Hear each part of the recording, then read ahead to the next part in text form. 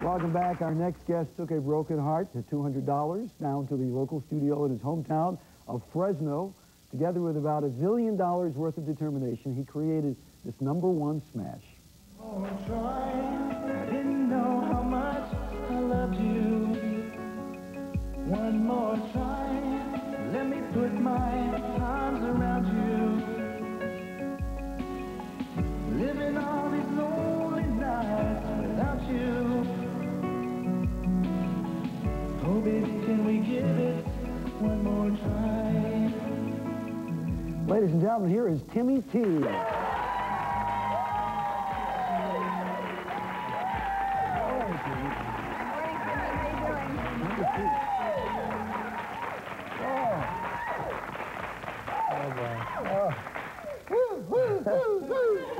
What an audience.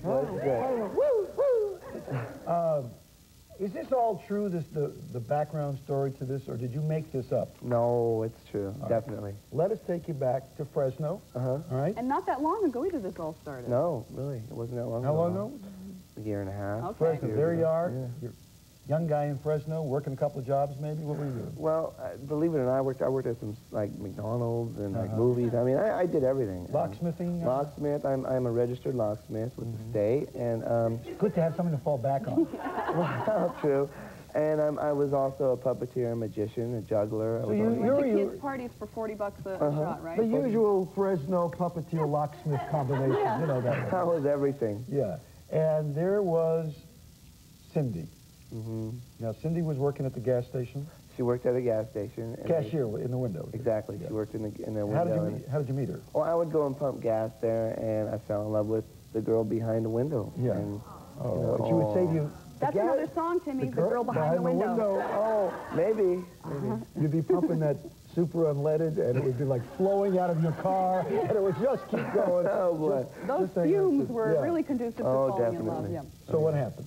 Well, you know, I fell in love, and, you know, I asked her out. We started going out for a while, and, you know, we were together for quite a period of time, and I wrote a song for her called Time After Time, which did really well here in Los Angeles, too.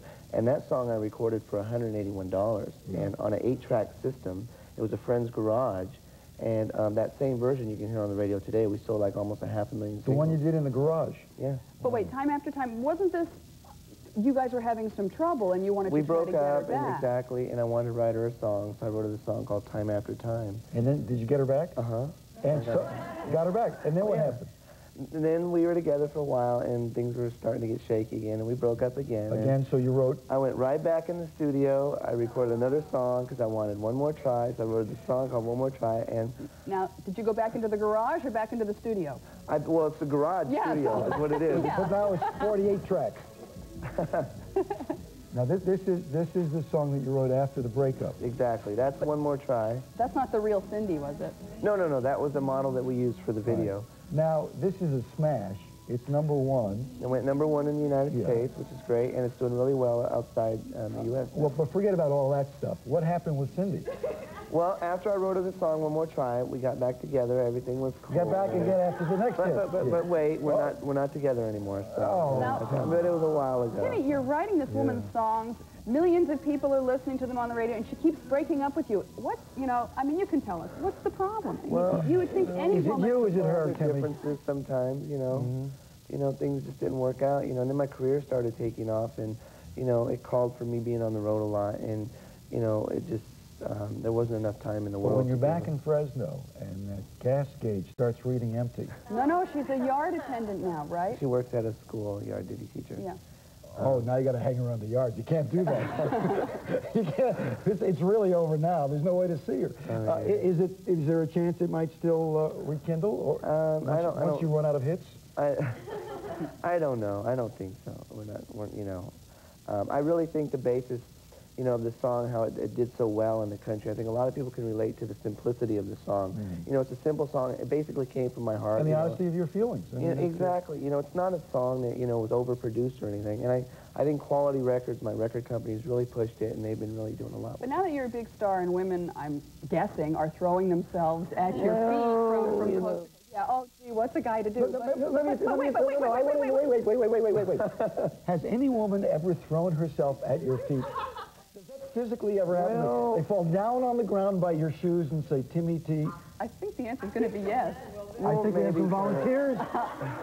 Has that happened? Well, yeah, you know. See? Yeah. All right. Can I finish my question? I'm sorry, okay. How can you still have those honest, truly honest, essential thoughts when you're writing a song? Now that everything is so slick and you're out there and you're a star, can you have those really honest emotions? Yeah, I'm sure I can. Right now, you know, I'm not like in a relationship with a, but you know, I really had a lot of feelings towards this girl, and it was very easy for me to express it in my music. So I think that's why, you know, my records were doing well, because of the fact that people can relate to the simplicity. And didn't she get a little bit ticked when your stuff started to be played on the radio because she was trying to avoid you? Well, exactly. Okay. And Well, then she couldn't even listen to her radio anymore. There you were. yeah, well, I would call her up after we were split up, and I'd ask her, did you hear One More Try? Did you hear our song? And she would say, yeah, well, I changed the station because it makes me upset. And then I would call her up, and I'd go, well, did you hear the song lately? And she goes, no, I just shut off the radio. And I go, why do you do that? And she goes, well, because now they're playing your song on all the stations, and I can't get rid of you. So I'm like, well, there's no avoiding it. And of course you wonder, what does she think there in the schoolyard when people look at her and say, weren't you the one? Didn't you used to be? Huh?